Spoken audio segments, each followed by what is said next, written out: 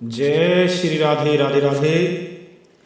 प्रिय साथियों, आज एक बहुत ही गहरे रहस्य के साथ आपके समक्ष में प्रस्तुत हुआ हूँ। वो विषय इस प्रकार है कि शुक्राचार्य जी थे शंकर जी के पुत्र। किसी को नहीं पता है शुक्राचार्य जी किसके पुत्र थे, कैसे शंकर जी के पुत्र हुए। इस विषय को साथियों मैं आपके समक्ष प्रस्तुत करने जा रहा हूं। अगर किसी विद्वान को इसमें कोई शंका हो तो जरूर आप कमेंट करें और आपके प्रश्न का उत्तर दिया जाएगा। लेकिन वो विद्वान लघु सिद्धांत कौमुदी पढ़े हुए होने चाहिए पहले, उसके बाद में। चलिए चलते हैं साथियों। एक समय की बात है कि शुक्राचार्य जी ने शंकर जी की तपस्या करके मृत संजीवनी विद्या अर्जित की। बड़ी कठोर तपस्या की थी शंकर जी की, और उस मृत संजीवनी विद्या को शंकर जी से प्राप्त किया। यहां बहुत ही शुक्राचार्य जी ने तप किया था। धूम्रकण, धुएं का उल्टा लटक कर पेड़ पर उल्टा, और सहस्रों वर्षों तक धुआं सेवन किया था। महादेव जी ने से मृत संजीवनी विद्या प्राप्त की थी। अतः वह दुष्कर विद्या थी जो जिसे बृहस्पति भी नहीं जानते थे। और उस विद्या को प्राप्त करने के पश्चात कुछ समय पश्चात अंधकासुर से दैत्यों का और देवताओं का युद्ध शुरू हुआ। उस महासंग्राम में दैत्यों की ओर से दैत्य गुरु शुक्राचार्य जी जो राक्षस वीरगति को प्राप्त होते थे, मर जाते थे, उन्हें अपनी मृत संजीवनी विद्या के द्वारा जीवित कर लेते थे। ऐसा इन दानवों को शुक्राचार्य जी द्वारा पुनर्जीवित किया गया देखकर परस्पर बातें करने लगे कि ये चक्कर के आगे अभी इसको हम मारते हैं और ये जीवित होकर कहां से आ रहे हैं, मरने में नहीं आ रहे, और ये बड़ी व्याधा है, चक्कर क्या ऐसे तो हम कभी भी युगों तक नहीं मार पाएंगे। आपस में चर्चा करने लगे और एक बात जान पड़ी। उस बात को कहने के लिए शिव जी से यह बात देवादिदेव शिव जी से निवेदित करनी पड़ेगी कि इसमें ये शुक्राचार्य जी का ये हाथ है। शुक्राचार्य जी इन सबको मृत संजीवनी विद्या द्वारा जीवित कर लेते हैं। वहां प्रधान प्रमथगढ़ जो अतीव अद्भुत युद्ध रूपी यज्ञ में प्रवृत्त हो गए थे। तभी शिलानंदन नंदी शुक्राचार्य जी के इस कर्म प्रदर्शन को देखकर बड़े क्रोधित हुए, और वहां उन्होंने जाकर देखा कि और शिव जी को बताया कि हे देव, इंद्रादि देवताओं के लिए यह दुष्कर युद्ध कार्य को हम सभी गणनायक कर रहे हैं।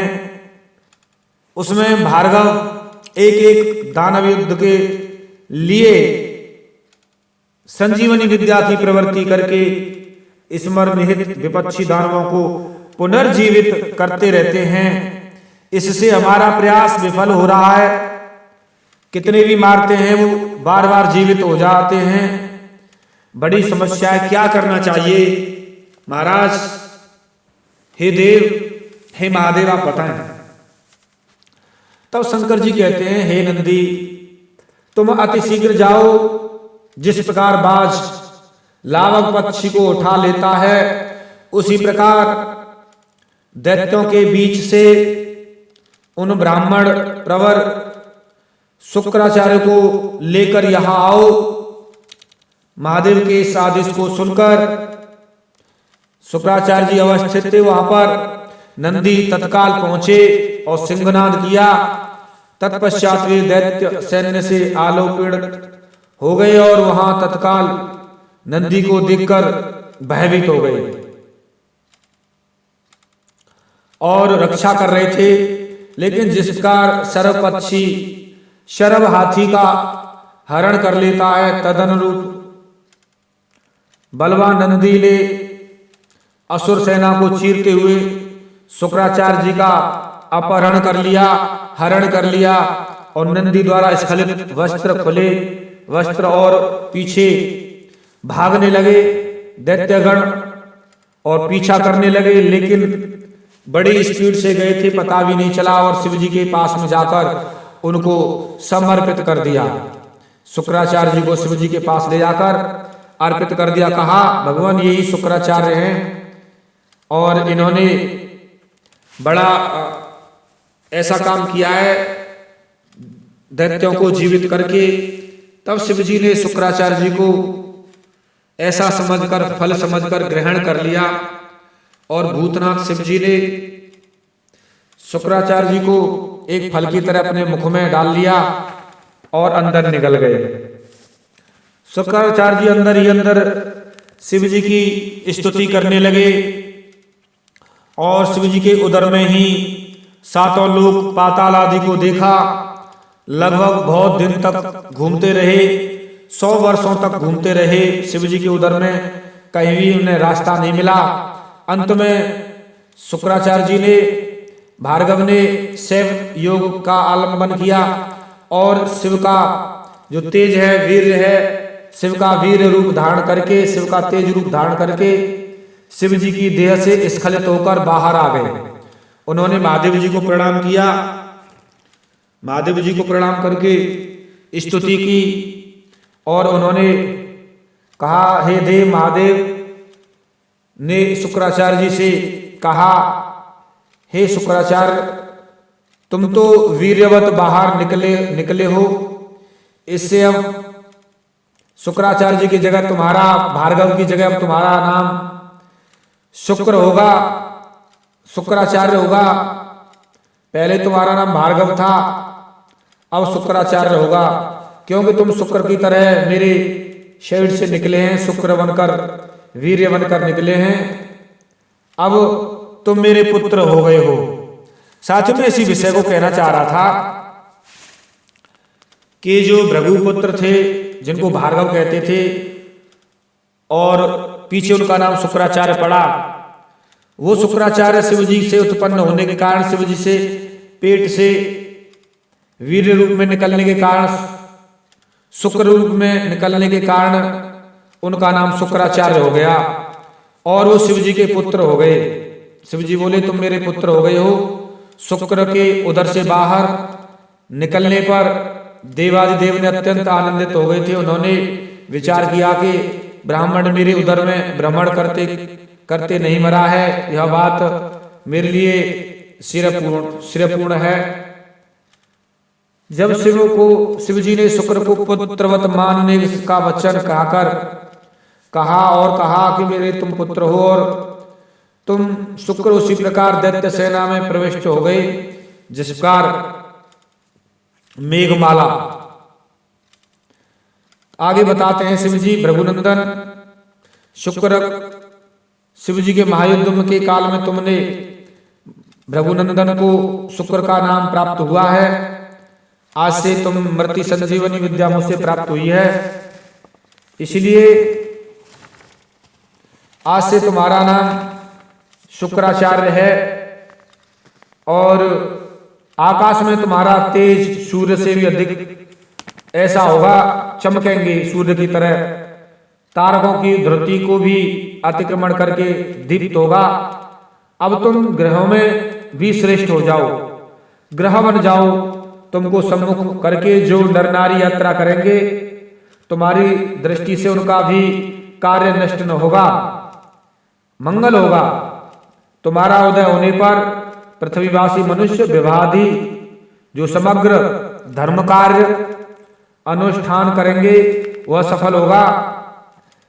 सभी निंदा तिथियां आदि संसर्ग से मंगलप्रद होंगी, मंगलमय होंगी।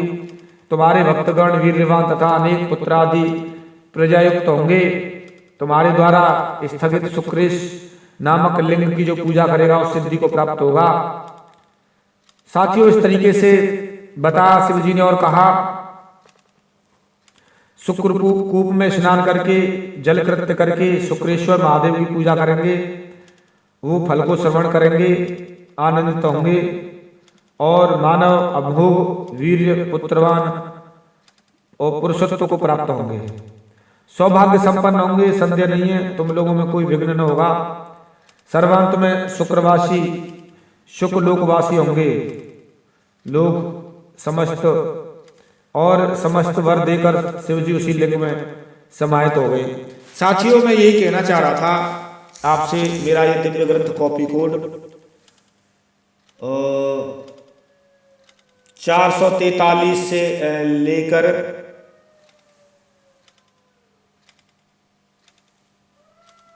460 तक।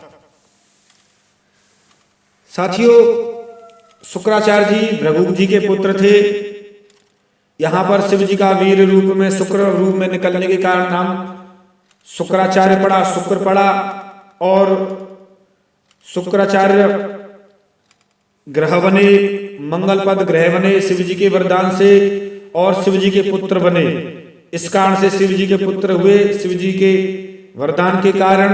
साथियों, ये गहरा रहस्य मैंने प्रमाण से आपके समक्ष प्रस्तुत किया है। कोई विद्वान अगर इसमें किसी तरह का शंका करता है तो लघु सिद्धांत कौमुदी का अध्ययन करने के पश्चात आप मुझसे बात कर सकते हैं। आपका स्वागत है, सम्मान है। साथियों, दुनिया में एक प्रमाण के साथ में अपनी बात कहने वाला दुनिया का एकमात्र चैनल राधे कृष्ण की ओर। साथियों, इस चैनल पर आपने बड़ा प्रेम इसने बरसाया है, इसी प्रकार आगे बढ़ाते रहिए, बरसाते रहिए। आपकी जय हो। फिर मिलता हूं साथियों में एक किसी गहरे रहस्य के साथ में। तब तक मिलता हूं साथियों। जय जय श्री राधे, राधे राधे, जय श्री राधे।